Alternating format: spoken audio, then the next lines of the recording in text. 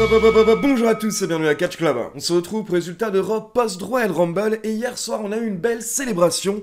On a également eu plusieurs matchs de qualification pour Elimination Chamber et on a eu une grosse trahison à la fin du show. Donc c'est parti, le show démarre avec le vainqueur du Royal Rumble, Jey Uso, qui fait son entrée. C'était une magnifique entrée hier soir et toute la foule a yété avec Jey Uso, ce qui fait que Jey Uso arrive sur le ring, sa musique s'arrête, mais les gens veulent encore popper, les gens veulent encore danser, ils demandent one more time, et donc là Jey Uso relance sa musique pour yéter encore un petit peu. Et derrière, après plusieurs minutes, Jey Uso peut enfin parler. Et d'abord, il nous dit que ça fait 15 ans qu'il travaille pour ce moment. Il nous parle un petit peu de sa carrière, du fait d'avoir été par équipe. Puis il nous parle également des chapitres de la Bloodline.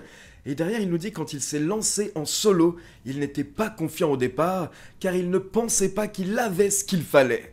Mais ce soir, il se trouve ici devant les fans, et dorénavant, il a ce qu'il faut. Et là, on a vraiment eu un Jey Uso qui était très ému quand il nous explique à quel point il a bossé dur pour en arriver là.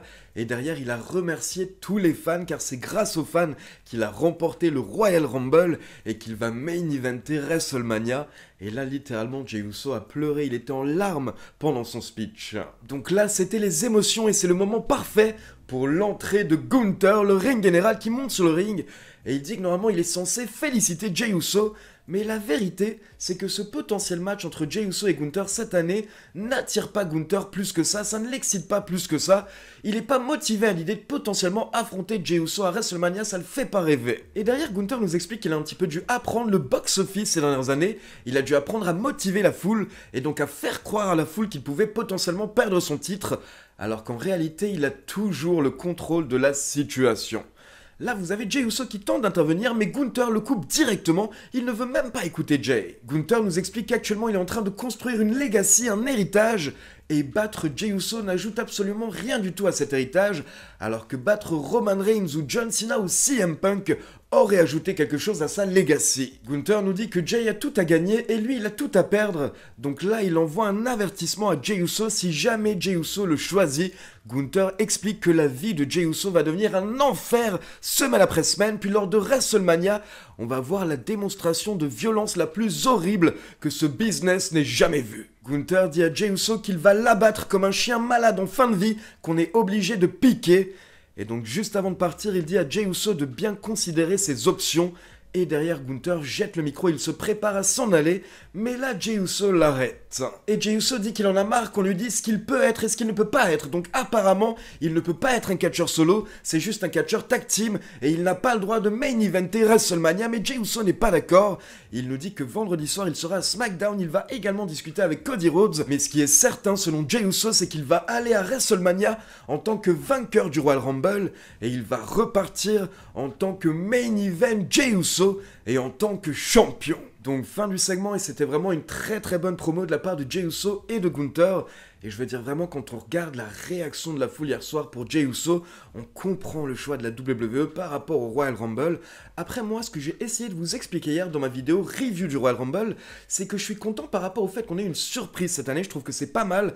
Après, je dois avouer que je suis pas forcément méga emballé par la victoire de Jey Uso, mais ce que j'ai vraiment précisé dans ma review, c'est qu'il faut attendre avant de juger, et il faut vraiment attendre après WrestleMania avant de juger le choix de la WWE. Car là, on sait pas ce qui va se passer lors des 2 prochains mois, et peut-être qu'on va avoir une magnifique histoire qui va être racontée par Jey Uso, avec au final un magnifique match et potentiellement un changement de titre lors de WrestleMania cette année. Donc attendons pour le moment et donnons une chance à Jey Uso, parce que si son push fonctionne, ça nous ferait un nouveau main eventer à la WWE, et surtout un main eventer qui est méga over, je le répète.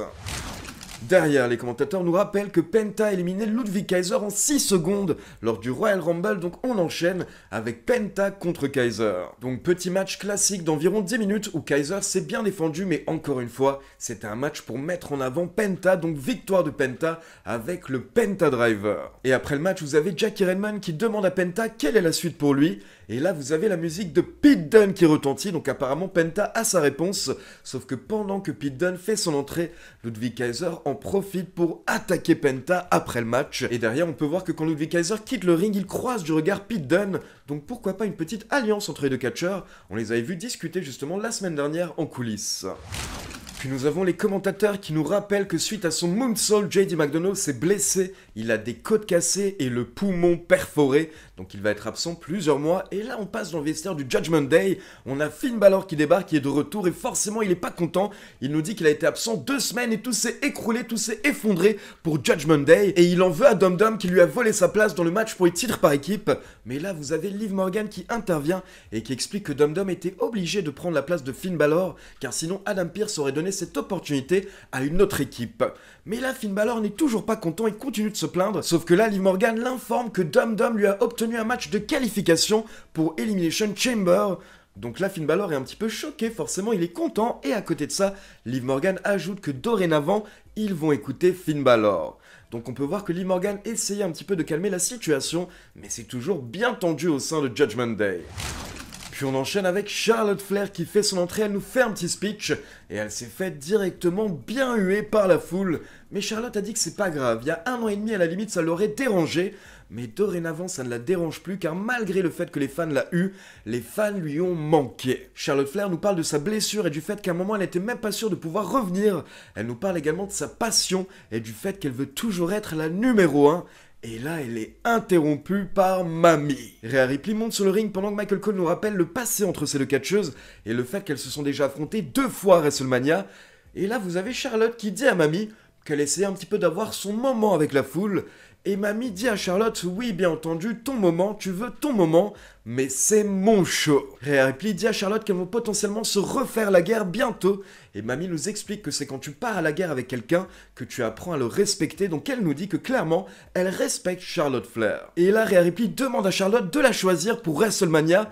Et justement, Charlotte mentionne qu'elle a déjà battu Mamie lors de WrestleMania, mais Mamie explique que c'était à une période où elle était encore une enfant. Mais là, Charlotte calme Rhea Ripley en disant que Mamie est beaucoup trop pressée, alors que Charlotte a tout son temps.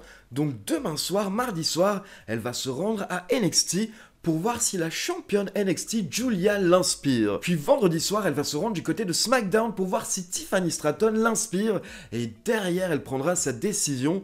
Mais là, vous avez Charlotte qui fait comprendre à Rhea Ripley que Rhea Ripley est toujours un enfant par rapport à elle. Et là, Charlotte voulait s'en aller, mais Mamie l'a bloquée. Elle explique que ce que Charlotte vient de dire, le fait de la comparer à un enfant, ça prouve que Charlotte ne respecte pas Mamie comme Mamie respecte Charlotte. Donc là, vraiment, Rhea Ripley devient très sérieuse et elle demande, elle supplie limite Charlotte de la choisir pour WrestleMania pour que Mamie puisse lui faire manger du respect. Donc encore une fois, très bon segment et maintenant on va suivre Charlotte pendant toute la semaine jusqu'à ce qu'elle prenne sa décision. Puis on passe en coulisses pour une interview de Sami Zayn qui nous dit qu'il pensait vraiment qu'il avait une chance de remporter le Royal Rumble, mais dorénavant son attention se concentre sur CM Punk qu'il va affronter plus tard dans un match de qualification pour Elimination Chamber. Puis là vous avez Jackie Redmond qui demande à Sami Zayn s'il a eu l'occasion de parler à Kevin Owens depuis le Royal Rumble, mais Sami Zayn ne répond pas, d'un coup il s'en va car il voit Jey Uso, donc il va parler à Jey Uso. Et là, directement, Jey Uso sent que c'est un petit peu tendu, donc il s'excuse et il explique qu'il ne voulait pas éliminer Sami Zayn lors du Royal Rumble, ce n'est pas lui qu'il visait, donc vraiment il est désolé. Et là, on attend la réaction de Sami Zayn, mais d'un coup, Sami Zayn sourit et il fait un énorme câlin à Jey Uso et il dit qu'il n'y a pas de souci, il est incroyablement heureux et fier pour Jey Uso qu'il ait remporté le Royal Rumble. Donc petit check entre Jey Uso et Sami Zayn et derrière, Sami Zayn tombe sur Karrion Kross qui lui dit que c'était un moment très touchant. Mais là, Karrion Kross demande à Sami jusqu'à quand il va regarder ses amis vivre ses rêves pendant que lui il enchaîne les échecs. Mais là, Sami Zayn en a marre et il dit à Karrion Kross que s'il continue, ils vont avoir des problèmes. Et Karrion Kross répond à Sami Zayn qu'il n'est pas là pour avoir des problèmes, mais ça peut être le cas si Sami Zayn le souhaite. Donc là, on nous a teasé un petit Karrion Kross contre Sami Zayn, mais surtout, la grande question qu'on s'est posée pendant ce segment, c'est quand Sami Zayn a fait le câlin à Jey Uso, etc., est-ce qu'il était vraiment sérieux et est-ce qu'il est vraiment content pour Jey Uso ou est-ce qu'il est en train de se foutre de notre gueule et petit à petit il en a marre et au bout d'un moment il va exploser. Puis toujours en coulisses, on retrouve Rhea Ripley qui croise Io Sky. Io Sky qui dit à Mamie qu'elles se verront peut-être lors de WrestleMania car pour info, un peu plus tard, Io Sky a également un match de qualification pour Elimination Chamber contre Liv Morgan. Donc là, Mamie s'en va, mais justement, Liv Morgan attaque Io Sky en coulisses pour l'affaiblir juste avant leur match. Et là, vous avez Mamie qui tente d'intervenir, mais Raquel Rodriguez fonce sur Mamie. Derrière, on enchaîne avec Rey Mysterio et Dragon Lee contre le New Day qui avait un nouveau thème hier soir car forcément, fallait changer maintenant qu'ils sont heal, maintenant qu'ils sont méchants. Et honnêtement, ce nouveau thème colle mieux à leur personnage. Et donc derrière, on a eu un bon petit match par équipe et au bout de quelques minutes, on a Logan Paul qui fait son entrée. Et vers la fin du match, vous avez Logan Paul qui est intervenu plusieurs fois pour s'en prendre à Rey Mysterio. Et ça a permis à Kofi Kingston d'enchaîner avec son Trouble in Paradise sur Rey Mysterio pour la victoire. Puis derrière, on a des images de ce qui s'est passé lors du Royal Rumble et Seth Rollins qui a attaqué Roman Reigns, on le rappelle, avec un double stomp, puis un stomp sur les escaliers en métal. Et là, vous avez Michael Cole qui nous explique qu'il vient de recevoir un message de la part d'un des médecins de la WWE. Et à la base, on devait avoir une mise à jour par rapport à l'état de santé de Roman Reigns. Sauf que là, on apprend qu'on n'aura pas de mise à jour. On aura simplement les infos que Roman Reigns a accepté de donner. Et donc, tout ce que Michael Cole peut nous dire, c'est qu'apparemment, Roman Reigns sera absent pour les prochaines semaines pour tout ce qui est futur proche. Puis on enchaîne avec le match de qualification pour Elimination Chamber avec Io Sky contre Liv Morgan, accompagné par Raquel Rodriguez et forcément, Raquel a tenté d'intervenir plusieurs fois pendant le match pour distraire Io Sky, ce qui fait que vers la fin du match, vous avez Mamie Rhea Ripley qui fait son entrée pour s'occuper de Raquel Rodriguez, sauf que là, Liv Morgan tente également d'intervenir, et donc Mamie se défend, elle met un coup de poing à Liv Morgan, mais là, l'arbitre a tout vu, et du coup, l'arbitre est obligé de disqualifier Io Sky à cause de l'intervention de Rhea Ripley.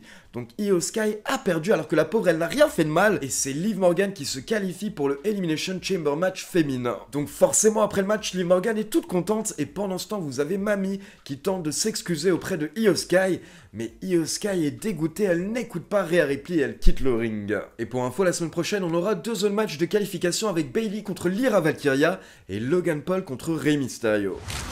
Puis on passe en coulisses pour une interview des War Raiders qui sont interrompus par American Made et là vous avez Chad Gable qui promet en gros que les Creed Brothers vont prendre les titres aux War Raiders. Puis derrière, les War Raiders s'en vont et là vous avez Chad Gable qui prévient son clan qu'il va devoir s'absenter pour apprendre à maîtriser l'art de la magie noire de la lucha libre. Et Chad Gable nous dit que quand il sera de retour, il souhaite que Ivy Nile soit championne intercontinentale et que les Creed Brothers soient champions par équipe. Et juste par rapport à ce segment, je sais pas exactement vers quoi ça va nous mener, mais j'espère qu'on aura potentiellement des vignettes lors des prochaines semaines avec Chad Gable qui va aller voir de grands luchadors pour essayer de s'entraîner avec eux.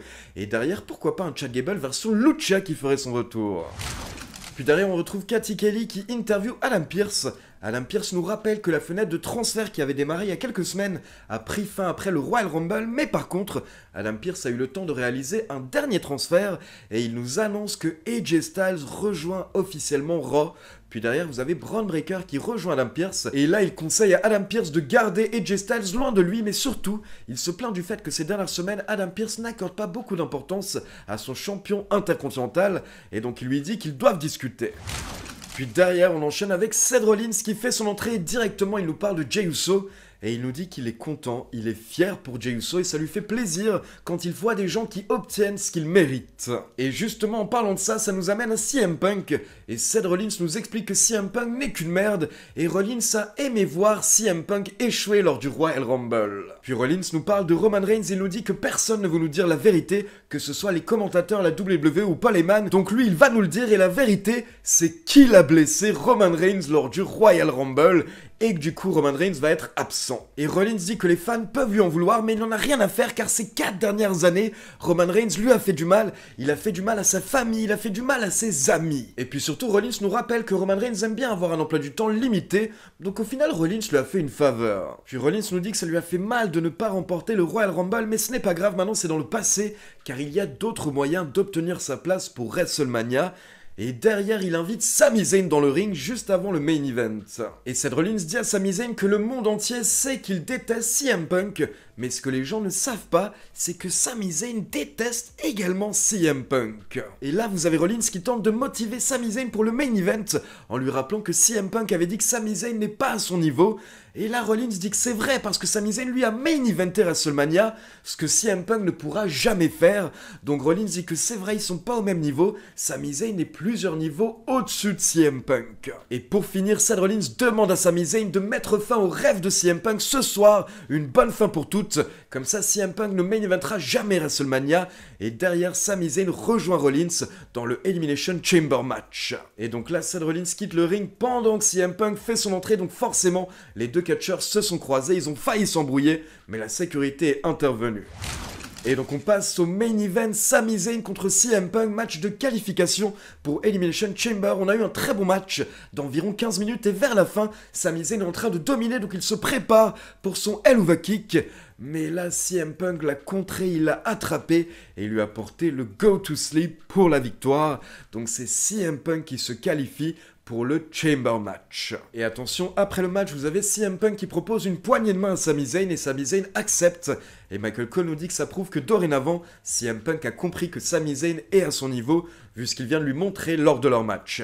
Donc là, on a une poignée de main, mais d'un coup, on a KO qui sort de nulle part et qui attaque Sami Zayn par derrière. Il attaque son meilleur ami par derrière. Et donc là, c'est parti, vous avez CM Punk qui tombe à l'extérieur du ring, donc il ne peut rien faire. Et pendant ce temps, Kevin Owens porte le package pile driver à Sami Zayn dans le ring. Allez, on enchaîne avec la vie de Pierre, puis ma conclusion. C'est le Monday Night Raw post-Royal Rumble qui commence et qu'est-ce qui se passe? Netflix, un petit effort s'il vous plaît. La musique de Jey Uso se lance et tout le monde est prêt à yeeter. Il a remporté le Royal Rumble samedi soir au grand désespoir de certains, au grand bonheur d'autres. Mais en tout cas, on peut pas lui retirer qu'il est carrément over avec la foule. Toute la salle se met à yeeter, c'est beau. On est clairement parti sur une histoire à la Daniel Bryan. L'underdog va aller chercher son premier titre de champion du monde à WrestleMania alors qu'il était absolument pas destiné à briller. Dans la vie, nous franchissons plusieurs obstacles. Certaines personnes ne croient pas en nous, mais le plus important, c'est de croire en soi-même. C'est le genre de promo qu'il aurait pu nous faire, mais il préfère nous dire yeet, yeet, yeet, yeet. Je plaisante, il était très ému. Il nous sort vraiment une belle promo. La foule chante You deserve it. Ouais. Et c'est l'arrivée du ring général Gunther qui le prévient de faire très attention avant de prendre une décision. Il lui dit de bien réfléchir avant de faire son choix. Jey Uso lui répond qu'il ira faire un petit tour à SmackDown avant de prendre sa décision. Mais bon, on sait tous que ce sera Gunther, pas de suspense. Penta contre Ludwig Kaiser, c'était très intéressant comme match. Penta affronte un adversaire différent par soir, c'est très cool. Si on peut booker des rivalités intéressantes dans la mid-card en dehors des titres, je dis oui. Après avoir battu Ludwig Kaiser, il se fera attaquer à l'aftermatch. Pete Dunne est venu s'en mêler. Hâte de voir la suite, une rivalité Penta contre Pete Dunne, ça peut être très intéressant et tout bénef pour ces deux catcheurs. On utilisera enfin Pete Dunne correctement et Penta aura un booking intelligent pour ses débuts à la WWE. Madame Flair, fils de Rick qui a remporté le Royal Rumble féminin, fait son entrée et je ne parlerai pas de sa transformation faciale mais plutôt de la réaction mitigée du public. Elle se fait huer, elle dit qu'elle aime se faire huer, un petit peu comme moi. Quand on me dit dans les commentaires, Pierre j'en peux vraiment plus, à chaque fois je zappe son passage, il a des avis pertinents mais il est beaucoup trop beau gosse pour moi, ça me donne des complexes. Et si je vous vois, vous dites ça tout le temps. Rhea Ripley débarque et on a un échange plutôt moyen entre les deux catcheuses. Rhea Ripley nous dit qu'elle veut se faire respecter et elle demande à Charlotte Flair de la choisir pour l'affronter à WrestleMania. Charlotte lui répond qu'elle va d'abord aller faire un tour à NXT. Très bonne idée ça, un affrontement Julia-Charlotte à WrestleMania. Vous voulez vraiment que tout le stade parte pisser au même moment. Attention, si je dis ça, c'est parce que Julia est rentrée dans l'indifférence la plus totale lors du Royal Rumble. Donc bien qu'elle soit incroyable, je ne la vois pas du tout à WrestleMania. Charlotte nous dit également qu'elle ira confronter Tiffany Stratton à SmackDown. Là, c'est plus cohérent. Un match Tiffany Stratton-Charlotte, pourquoi pas? Mais s'il te plaît, Charlotte, perd contre Tiffany Stratton à WrestleMania. Tu nous as déjà honteusement volé le Royal Rumble. Arrête-toi là dans le massacre et mets en avant Tiffany, je t'en supplie. Merci. Nouveau thème song pour le New Day. Ok, j'aime bien, c'est très très cool. J'aime ce flow, ce nouveau thème est plutôt pas mal. Ça fait bizarre, mais ça va bien avec cette nouvelle attitude du New Day. Ce soir, ils affronteront Rey Mysterio et le luchador intérimaire Dragon Lee. Et on aura plutôt un bon début de match jusqu'à ce que la musique de Logan Paul retentisse dans l'arène. Logan Paul qui fait son entrée, ça déstabilise clairement Rey Mysterio. Ça entraînera la défaite des luchadors face au New Day. Rey Mysterio, quant à lui, aura un match de qualification face à Logan Paul justement pour le Chamber la semaine prochaine. Let's go Logan Paul, je suis encore plus fan de toi depuis que tu as éliminé CM Punk du Royal Rumble. Merci beaucoup Logan. Bon par contre Prime c'est dégueulasse.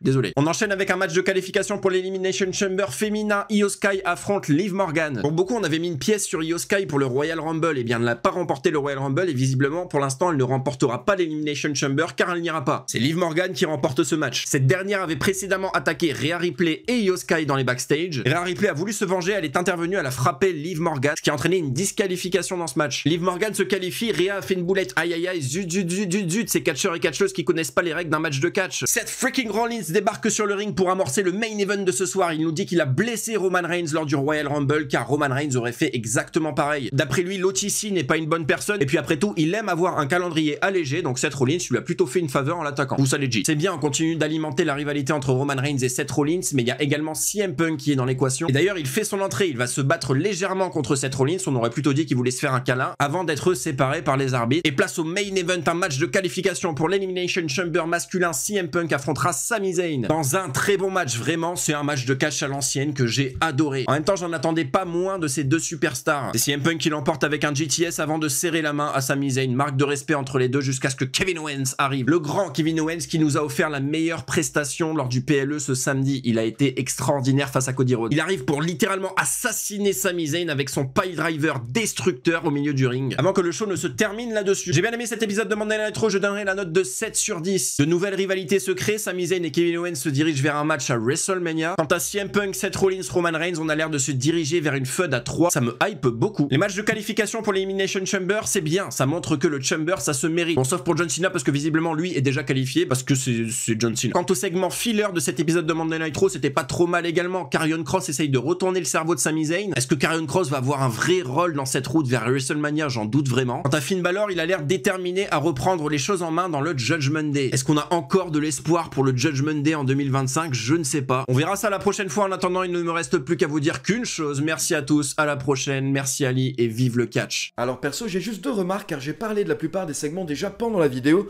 notamment par rapport à Jey Uso. Je rappelle que perso, selon moi, il faut laisser le temps à la WWE avant de juger. Donnons-leur une chance de voir ce qu'ils veulent nous raconter avec Jey, sachant qu'il est méga over. On pourrait potentiellement avoir une belle histoire pour WrestleMania. Mais perso, moi j'ai deux remarques hier soir par rapport au show. La première, c'est sur la foule, car la foule était en délire pour le premier segment, l'entrée de Jey Uso. Mais après, pour le reste du show, c'était catastrophique. Et surtout pendant les matchs. Pendant les matchs, il n'y avait tellement pas de bruit que parfois, limite, j'avais l'impression qu'il y avait un problème. Les gens étaient endormis dans la salle. Et attention, hein, quand je dis ça, je compare pas du tout au public européen. Je compare simplement à un public moyen américain qui habituellement fait quand même un petit peu de bruit. Là, hier soir, après le segment de Jey Uso, ils étaient morts pendant la majorité du show. Et honnêtement, moi, ça a gâché mon visionnage hier soir, en plus des bugs de Netflix dont je parlerai même pas. Et puis sinon, ma deuxième remarque, c'est que j'étais sur le cul à la fin, lors de cette attaque surprise de KO. KO qui a vraiment vendu, hein. Il arrivait à peine à tenir debout, il se tenait les côtes, il avait le visage amoché, mais malgré tout, il était là, donc on peut imaginer qu'il était vraiment là à cause de sa haine contre Sami. Et j'imagine qu'il en voulait à Sami parce que Sami ne l'a pas aidé lors du Royal Rumble, mais on va attendre les explications officielles de la part de KO. En tout cas, apparemment, ça nous relance la rivalité entre les deux meilleurs amis. Et du coup, maintenant, on se demande, est-ce qu'on se dirige vers un Kevin Owens contre Sami Zayn pour WrestleMania 41? Dites-moi ce que vous en pensez dans les commentaires. Donc voilà, c'est tout pour le résultat de Raw. Maintenant, comme d'habitude, c'est à vous. N'hésitez pas à me laisser vos avis dans les commentaires. Et comme d'habitude, n'oubliez pas de liker la vidéo, de vous abonner à la chaîne et de cliquer sur la petite cloche pour être informé de la sortie des prochaines vidéos. Ciao tout le monde!